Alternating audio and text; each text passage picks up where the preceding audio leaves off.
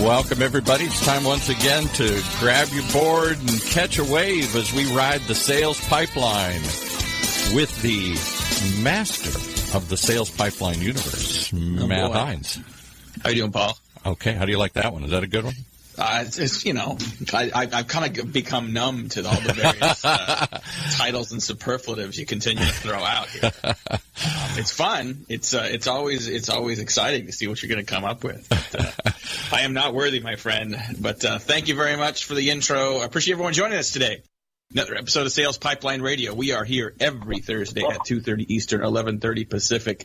If you're joining us live, I appreciate you joining us in the middle of your workday. If you're joining us through the podcast, thanks very much for subscribing. You can catch every episode of Sales Pipeline Radio at Google Play and the iTunes Store, and you can catch all past episodes as well at salespipelineradio.com. Every week we are featuring some of the best and brightest minds, interviews, discussions, updates, new data and trends in B2B sales and marketing. We cover the entire funnel, not just the top or the bottom, but everything that's working to help companies build sustainable, repeatable pipelines. Very excited today to have with us John Hall. He's the co-founder and CEO of Influence & Company, and his business really specializes in creating content that helps fuel companies' content marketing efforts, helping their employees become influencers in the industry, a very hot topic in a lot of circles in B2B marketing. So excited to have John. Thanks very much for joining us. Thanks for having me. I appreciate you joining us, and I know that a lot of marketers and a lot of even salespeople are thinking about the idea of influence, what influence means. What is your definition of influence in a B2B context, in a sales pipeline context? What does it mean, and why is it important? It's pretty simple. If you can engage people in a way that results in a behavior that results in either a sale or something positive, whether it's brand advocacy, a lead, a referral. That's a great way to have influence from this standpoint. And for the purposes of this call, and a lot of the times I'm talking to salespeople, it's about how you're engaging with different audiences to get them to change a behavior that's positive in your direction, resulting in a sale, brand advocacy, partner referral, or something also beneficial. Can you help us break that down a little bit? Because I think a lot of people, when they think about influence, they think about it one of two ways. Sometimes I think about this in terms of outbound and inbound influence. In a lot of cases, you're trying to engage with people that already have influence to sort of share the message about your brand, your story. In other cases, you're trying to create influence. You're trying to become an influencer that can sort of join those ranks and gain sort of notoriety for your organization. How do you think about that? Is that an appropriate way to think about the differences, or is there a different way you guys think about that? From a sales standpoint, pretty simple is that if you can get someone to trust you, and if you can stay top of mind so that when they're in a moment to purchase or to have one of those moments that I talked about being beneficial, then that is the purpose of building influence. And so there's a variety of ways to build trust. And I'm not saying you're the person they call when they're in jail, trust. I'm saying that there's different ways to have, I call them trust touch points of which you engage with them. For example, a lot of times in sales, it's helping them out in some way. If you got them an article that was valuable to them that addressed a pain point. So it could be coming from you, or it was something you curated. Ultimately, it was something valuable to them. Wow, that was nice, or that was really helpful towards me. And it has a small little touch point that creates a moment of trust. Over time, the more you have those, the more that you gain attention. Diving in deep to all the things that are those trust touch points, making sure that you're doing them consistently as you can, and then most of the time those will result in some sort of a good benefit for you. Talking today to John Hall, who's the CEO and co-founder of Influence & Company. You can check them out, influenceandco.com. And I think a lot of organizations, as they warm up to the idea of influencer marketing, they're thinking about that as sort of influencer marketing and content marketing together. They're also sort of in many cases curious, like, who owns this? Marketing should, in many cases, owns it. I don't see a lot of sales organizations owning it, but who in the organization should own it? It's getting assigned, in many cases, I see, to PR departments, have had media relations and analyst relations. Can you talk a little bit about how PR and influencer marketing work together? And I think especially in your context, where you guys are doing a lot of guest contributed content, you yourselves are a contributor to Inc. magazine, a columnist at Forbes. I think the lines are blurring a little bit. How should people be thinking about that, and how do they operationalize that? They've kind of all merged together, to be honest. Before, you had PR, marketing, recruiting, sales, all very separate. But what happened is that over the last 10, 15 years, sales has changed. Like, I grew up on door-to-door sales. Now it's changed to that what we're a lot of times offering is being focused on the audience or the consumer or the potential sale and how we can help them and get them good information, help them out in a certain way. And that's what changed this kind of trend of sales as standalone, because now marketing is creating content, PR is creating content that's valuable and can be used in other parts of the business. And that's why PR and marketing have merged for a lot of companies. The CMO oversees both. And then there's something also that a lot of times the CMO oversees sales, or at least has a very good connection with that head of sales. You got to look at it as that, okay, what are we doing from a sales side of things? What are we doing to listen to customers? And what I call content triggering is when there's a moment where a salesperson listens to a customer and realizes, wow, there's an aha moment. Something I said to them was super engaging and helped with the sale. Or there's this moment where they have a sales, it's not hidden very well. And so they have to communicate that back to the department that's leading that. A lot of times right now it's still marketing, but it's starting to merge into like a head of strategy will be dictating that. But it's important to have those content triggers, because then that's who, let's say it's a marketing team, they can fuel your efforts by creating content based on those aha moments or content triggers that you can use directly, but then also they can feed the industry with that content so that those barriers happen less and less, and there's content support when you're selling to people. And the short answer to that is that most of the time these kind of areas of marketing and PR kind of combining in a way and merging, and there's a central content creation or creating team that's creating the content that both PR, marketing, they're using, and there's an overall strategy between when we get a PR mention, this is what it's important to have in there. When we're doing byline pieces, this is what we need to get in there so that it's useful for not just brand awareness, but also our sales and marketing team.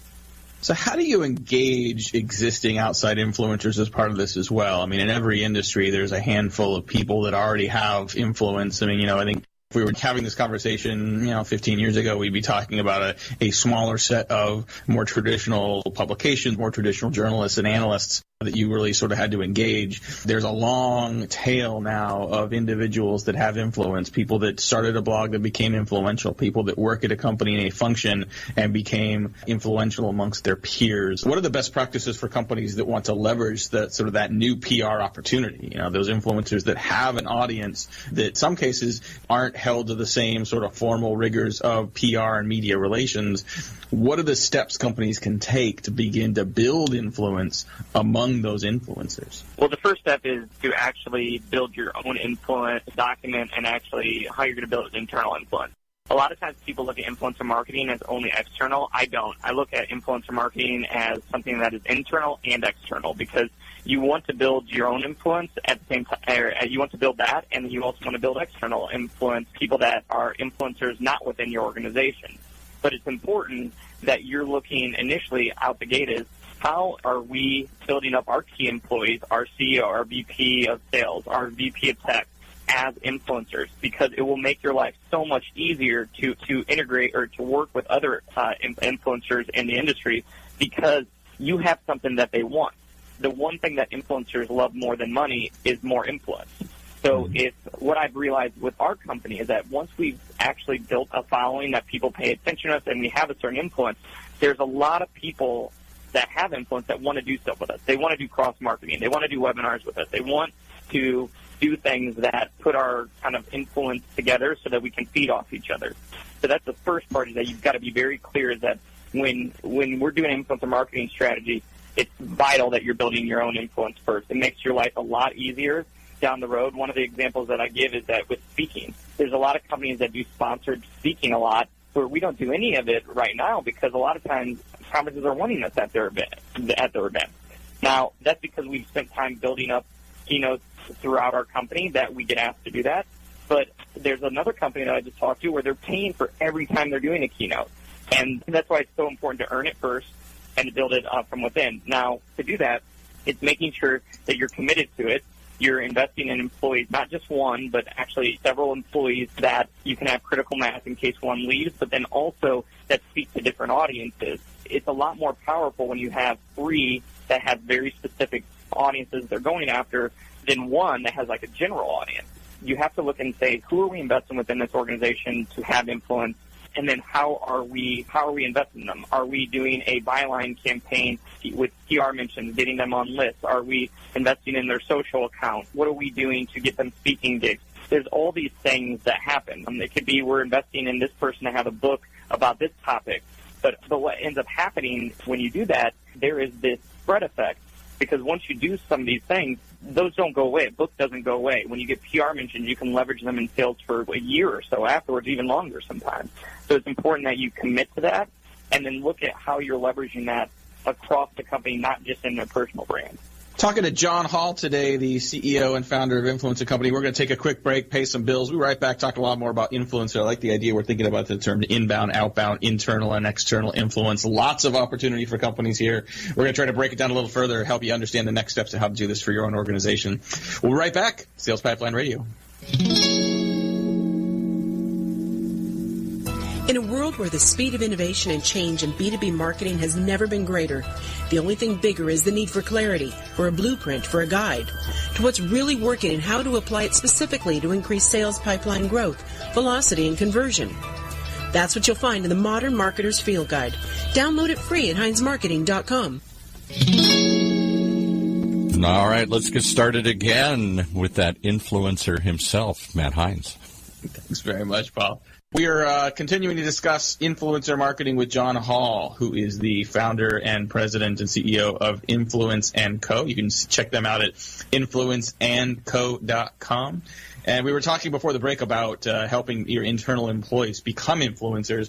And my follow-up question to you, John, is how do you decide who should be one of those influencers? I assume that there is some science in terms of selecting people that are going to be most likely a successful influencer. Is it based on personality? Is it based on insight? Like, what are some of the primary factors that make someone more likely to be successful as an influencer within your company and for your brand?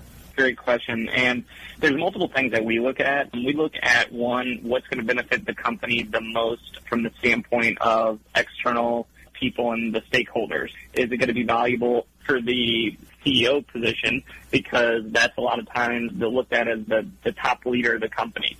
A lot of times that is the person, and it's pretty obvious they are. However, the problem is there's other factors that prevent you from doing that, where I'll give you an example. There's a CEO of a multi-billion-dollar company that I know that would be terrible because it's impossible for him to get him to respond to anything. So you can't have an effective thought leadership influencer strategy from within when you have someone who's just not going to be effective to work with. And it also sets a terrible example for the other people that follow, because ultimately with most companies you want to build off as you grow that thought leadership across the company. You want to build off of it. And if you start with two people that aren't going to contribute and have the time to, be a part of that, then they're not going to be great for it. And then that's when you look at other options. First, obviously, the benefit to the company externally. Two, who's going to cooperate and actually be a good influencer and thought leader within the organization that will make some time and also is intelligent to differentiate the content as well. And then you look at what are important strategies for the company. For example, we worked with Dell for one campaign where we were focusing on their entrepreneur division because that's what Michael's strategic focus was. And so we worked with the entrepreneurial group there because it made sense that was a strategic focus to get content from them that was influencing that industry and targeting entrepreneurs. So it made sense that it wasn't coming from somebody like a Michael or, the main part of the company. It was this specific area. And so there's a variety of things that factor in there. Also, what the employee, is this person going to be staying around? Does everything point to that? Are we set up well where they will stick around and not leave after, a couple months? And so there's a variety of those things that we look at. Those are probably like 4 or 5 main ones, but there's probably, I would say, 5 to 10 other ones that are minor. But you look at that and you say, okay, this makes sense. Or, for example, budget could also be an issue. We don't have any budget, so we have to do 1 or 2. So you look at all those factors, and then you map it out and say, okay, here's where we're starting, here's where we can grow, here's what measurements are for that, and then you scale it based on that. And some companies might start off with 1 or 2 that end up doing 7 or 8 after things get really rolling after a year or 2. You brought up one of the criteria of trying to identify influencers inside the organization as someone that's going to have some longevity. That's a hard thing to control. So how do you figure out the trade-off between having someone that is predisposed to be engaging, to become an influencer? Do you put golden handcuffs on those individuals, or do you simply say, okay, we're going to leverage them as long as they're here and benefit from that, even if they end up leaving at some point? I'm not terribly scared of employees leaving. I think it's Branson's quote, that's best in people so that they can leave and treat them well enough so they don't want to or something. I don't know. I could butcher it, but that's how I feel about things. And we've invested in some of the VPs, brands, and we've had one or two leave. As crazy as it has been really beneficial because we've built up their influence and they've gone to another company. Obviously we have non-competes and things like that, but they've been huge advocates for us. And it's been, as crazy as it is, it's worked out well in our case. I'm not saying that every company, somebody leaves and they have influence and it benefits them. That doesn't always happen. I would say that there's a couple things that you can look at. Obviously there's things you can put in compensation that motivates them to stay. It can be how you present them with it, is that, hey, we're going to invest in your brand here. So a part of that is that, you're to stick around. We have this kind of a expectation that invest in you, and this is kind of what we're agreeing to. And there's different things you can do to say, okay, well, we're going to be, supporting you, but this also goes away if you leave. And so there's a variety of things you can do. What I've found out, we invest in the people that there's a certain level of trust with, and we've been lucky thus far where we haven't had a lot of turnover with those people. A lot of other companies, if you can't somewhat trust the employees that you're going to be investing a significant amount of resources into, then it probably won't end up being worth the investment. So how do you get started with this? What are the components if we were to give someone sort of a checklist, whether or not, they're committed to being, the long-term forever influencer, but the things you need to have, the building blocks, the foundation. Is it content? Is it creating content? Is it curating content? Is it setting up your social feeds?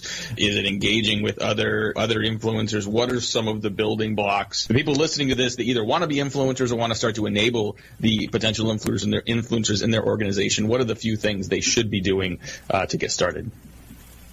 Oh, yeah, absolutely. And here's some inspiration here. And it was 6 years ago before we started this company. I didn't even have a LinkedIn profile, I don't think. If I did, it probably didn't have a picture, and it was crappy. Didn't have any presence. When I look at where I was to where I am today now, I'm not also the most well-known person in the world either, but at the same time is that the influence that we've built in 5 years, just me, it's pretty significant. That's resulted in opportunity for myself and the company. Now, what I did was not rocket science. It's as simple as the first thing is documenting and saying, here is my documented strategy for thought leadership, how we're going to build influence. It's not going to happen in 2 to 3 months. It's not going to happen just like that. We're going to keep moving towards it. We're going to start off. The most common thing is to obviously document, here are the things that can be beneficial to building up influence and thought leadership. There's, bylines, op-ed. There's PR mentions. There's getting on lists, your own media. So your blog, building up what you're doing here with, an audience that pays attention to you as a trusted source for information. There's all these things that factor in, and there's content that you can look at that I've written and different things out there that can help you kind of form what that looks like. And then it's just every, month or two addressing that. Did we move towards where we were able to create some bylines here, for example? Well, bylines, did you get in Forbes? No, it didn't. You're not necessarily just going to all of a sudden get in, every dream publication you want or the Times. You got to look and say, okay, well, it might be this, starting off with this blog or starting off with this smaller site. My first site that I got in was youngentrepreneur.com. It was, ran by the Torn brothers, who are good friends of mine now. And I remember my mom actually putting that up on the refrigerator, which is hilarious that at this age, I'm 33 and my mom is doing that. But it was not a Times it's a good site, but it was very limited to young entrepreneurs at the time. And it did great things, honestly, for me. There's people who saw it. My network started seeing me contribute, and it was a start. And I kept going and leveraging things where then we added kind of press mentions, started building social channels as a part of the map that we had created. But always the consistent content coming from me has been consistent from the start, because you want to be that trusted source of information that people go to. So no matter what, the documenting strategy has to be core at the beginning. You have to start getting content coming from you. And then a lot of these other things like social for aggregation and some original content, that makes sense. And PR mentions getting talked about as an expert and a leader in different spaces. Or even at this point, having a book. That's kind of this, in year 4 or 5, that's what we knew that we would probably do around this time. And so that's how it all plays into each other. And over time, as you take those steps, it all starts off with those couple things, and it grows and grows and grows. But you have to be dedicated and committed to keep moving forward and not have this expectation that overnight you're going to be keynoting the largest events in the world. And I think it's that commitment and that patience that sometimes separates those that are successful from those that give up on this. And this is not like a pay-per-click campaign that you could just turn on and expect to see, clicks and results immediately. This takes time. In the couple minutes we have left here to finish up with John Hall, who's the CEO, founder of Influence & Company, what's the recommendations you give people in terms of how long you should expect it to start to see an ROI from influence marketing? It just depends on your goals and which ones you're tackling. So, for example, if you're like, hey, we want a bunch of leads to happen that result in sales within, a month or two, that's harder. I mean, right now, our inbound is a huge part of our business. It probably took a year or two to actually be a major part. Did we see some success, early on, the first 6 months to a year? Yes, but it wasn't anything that was going to dramatically change our business. Now it does with the inbound leads that we get. So, like on sales inbound, you've got to be committed to it. Trust me, there's other ways of sales that you can do to get more sales in short term than what I'm talking about here. In the long term, it's by far one of the best and most scalable, so that's why it's important to do a commitment. In the first 6 months to a year, you're not going to see anything that's going to change your life, in my opinion. Yes, there are some people that have early success, but I just want to set expectations. But then also, it's how you leverage it. So, for example, if we have a client that is like, yes, that is our goal, but clients that I love is Hawk Media, is that Eric, their CEO, and Tony, their president, they leverage the content in so many different ways. They use it in their sales process. They use it for recruiting. They add it to their newsletter. They share it on social. They actually really, really embrace when they just started initially out the gate creating content, getting the PR mentions and these things. And that's why they've had a lot of success earlier. So that's an example of one where it's like, okay, well, that happened sooner. But then there's other goals that, like we had one client say, hey, we're specifically only using this. We already know our 200 clients, and we don't even have more than 200 clients, but we need to nurture them, and we're going to use this in the sales pipeline. They immediately out the gate started using that content in their sales pipeline, as a part of the process, and their conversions went up. I think it was like in that 6 month span, they went up 50%, which is pretty high. That's a very high number, so that's bad expectations. But 50% of conversion increase from adding this thought leadership content to the sales pipeline.